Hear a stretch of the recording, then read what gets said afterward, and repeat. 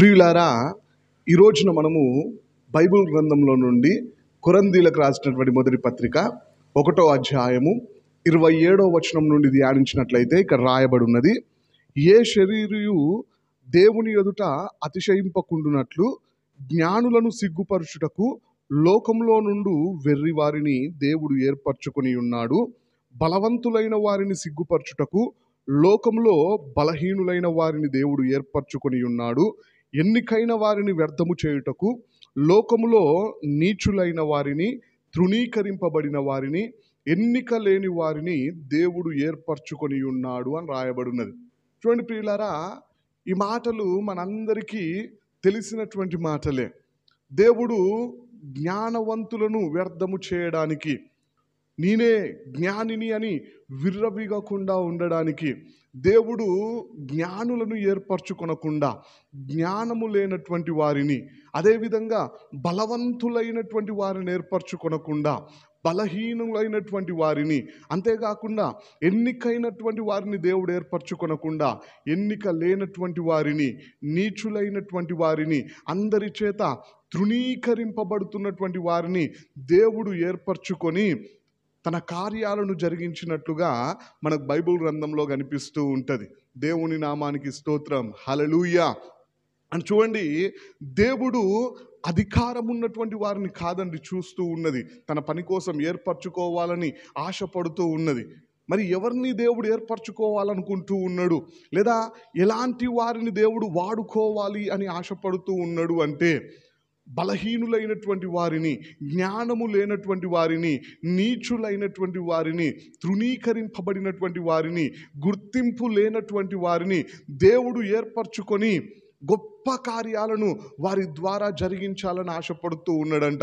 ఎందుకోసమని మనం ఆలోచన చేసినట్లయితే, చూడండి, బలవంతులను దేవుడు ఏర్పరచుకొని వారి ద్వారా విజయాన్ని అనుగ్రహిస్తే, ఆ బలవంతుడు చేసేటువంటి పని ఏంటిది అంటే, నా బలము ద్వారానే నేను విజయాన్ని పొందుకున్నా అని చెప్పేసి గర్వించడానికి, భ్రమపడడానికి అవకాశం ఉంటుంది. లేదా ఒక జ్ఞానం కలిగినటువంటి వ్యక్తిని ఏర్పరచుకొని దేవుడు ఆయన ద్వారా సహాయాన్ని అందిస్తే, నా జ్ఞానము ద్వారానే ఈ విధమైనటువంటి కార్యాన్ని చేయగలిగాను అని చెప్పేసి అతడు కూడా గర్వించడానికి అవకాశం ఉంటుంది. అందుకే దేవుడు బలము లేనటువంటి వారిని, జ్ఞానము లేనటువంటి వారిని, ఎన్నిక కానటువంటి వారిని, తృణీకరింపబడినటువంటి వారిని, ఇంకా చెప్పాలి అంటే నీచులైనటువంటి వారిని ఏర్పరచుకొని దేవుడు వారి ద్వారా గొప్ప కార్యాలను జరిగించినట్లుగా వాక్యంలో మనకు కనిపిస్తూ ఉంటుంది.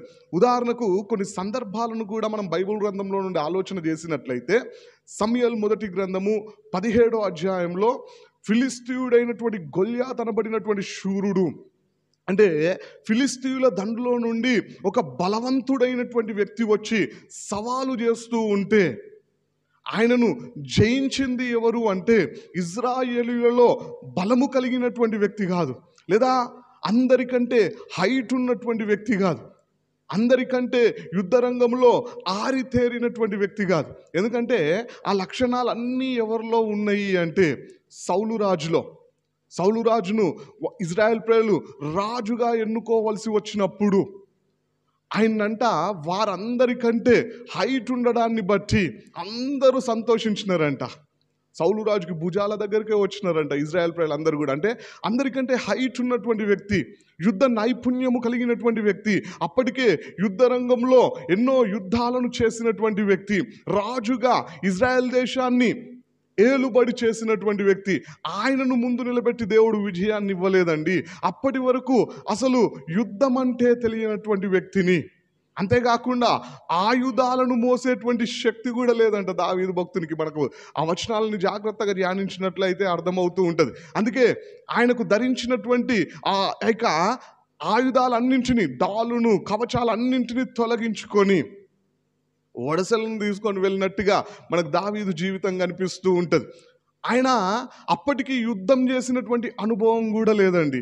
యుద్ధ రంగంలో ఒక ఖడ్గాన్ని అందించినటువంటి వ్యక్తి కూడా కాదు, డాలును మోసినటువంటి వ్యక్తి కూడా కాదు. అంటే ఎలాంటి అనుభవం లేనటువంటి దావీదును దేవుడు ఎన్నుకొని ఆ దావీదు ద్వారా అతి బలవంతుడైనటువంటి గొల్యాతును జయించేటట్టుగా చేసినాడు. అంతేకాకుండా మనం ఇంకా బైబిల్ గ్రంథంలో ఆలోచన చేసినట్లయితే సిరియా దేశానికి సైన్యాధిపతిగా ఉన్నటువంటి నయమానుకు కుష్ఠరోగం వచ్చినప్పుడు ఆయనకు సువార్తను చెప్పడానికి, ఆయనను షోమ్రోనులో ఉన్నటువంటి ఎలీషా ప్రవక్త యొద్దకు నడిపించడానికి దేవుడు వాడుకున్నది ఎవరిని అంటే, రాజులు 2వ గ్రంథము 5వ అధ్యాయము 2-3 వచనాల్లో మనకు కనిపిస్తూ ఉంటది. ఇజ్రాయేలు దేశపు చిన్నదంట, ఆమెమి స్వతంత్రురాలు కూడా కాదు, బానిసగా సిరియా దేశానికి కొనిపోబడి సైన్యాధిపతి అయినటువంటి నయమాను భార్యకు పరిచారకురాలుగా పనిచేస్తున్నటువంటి ఒక బానిస చిన్నది. ఆమెను దేవుడు వాడుకొని దేవుడు అద్భుత రీతిగా నయముఖ అన్నటువంటి ఆ యొక్క కుష్ఠరోగము నుండి నయమానుకు విడుదలను అనుగ్రహించినాడు. ఆ వార్త ఆ రోజుల్లో ప్రపంచ దేశాలన్నింటికి చేరే ఉంటుంది. ఎందుకంటే అప్పట్లో సిరియా దేశము ప్రపంచ సూపర్ పవర్ నేషన్గా ఉంటూ ఉన్నది కాబట్టి, అంటే ప్రపంచమంతటికి దేవుని ఖ్యాతిని తెలియపరచడానికి దాని వెనక దేవుడు వాడుకున్నది ఎవరిని అంటే, ఓ పెద్ద వ్యక్తిని కాదు, గుర్తింపు పొందినటువంటి వ్యక్తిని కాదు, అనుభవజ్ఞుడైనటువంటి వ్యక్తిని కాదండి, ఒక ఇజ్రాయెల్ దేశపు బానిసైనటువంటి చిన్నదాన్ని వాడుకొని దేవుడు ఆ కార్యాన్ని జరిగించినట్టుగా మనకు కనిపిస్తూ ఉంటుంది. అంతేకాకుండా ఈ రోజున మనం ధ్యానించబోతున్నటువంటి వ్యక్తి కూడా ఎలాంటి వ్యక్తి అంటే, అనామకుడైనటువంటి ఒక సామాన్య విశ్వాసిగా ఉంటున్నటువంటి వ్యక్తిని మనం ధ్యానించబోతూ ఉన్నాం. ఆ వ్యక్తి ఎవరు అంటే అననీయ. ఆయనను దేవుడు వాడుకొని ఆయనే మొదటిసారి అపోస్తలుడైనటువంటి పౌలు భక్తునికి ప్రార్థన చేసినప్పుడు, పౌలు భక్తుడు అంట కోల్పోయినటువంటి చూపును పొందుకున్నట్టుగా మనకు కనిపిస్తూ ఉంటుంది.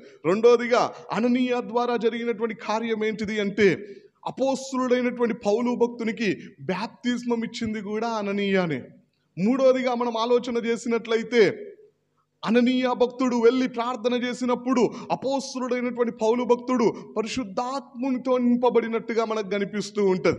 అంటే చూడండి, ఆ అననీయ ఎవరు అని మనం ఆలోచన చేసినట్లయితే, ఒక అనామకుడు అండి, గుర్తింపు పొందినటువంటి వ్యక్తి కూడా కాదు, లేదంటే ఒక బిషప్గా పనిచేస్తున్నటువంటి వ్యక్తి కూడా కాదు, అపోస్తలుడు కూడా కాదు, ఒక సామాన్యమైనటువంటి విశ్వాసిగా తన జీవితాన్ని గడుపుతూ ఉన్నప్పుడు దేవుడు ఆయనను ఎన్నుకొని ఒక గొప్ప సేవకుణ్ణి తయారు చేసేటువంటి బాధ్యతను ఆయనకు అప్పగించినట్టుగా మనకు బైబిల్ గ్రంథంలో కనిపిస్తూ ఉంటుంది.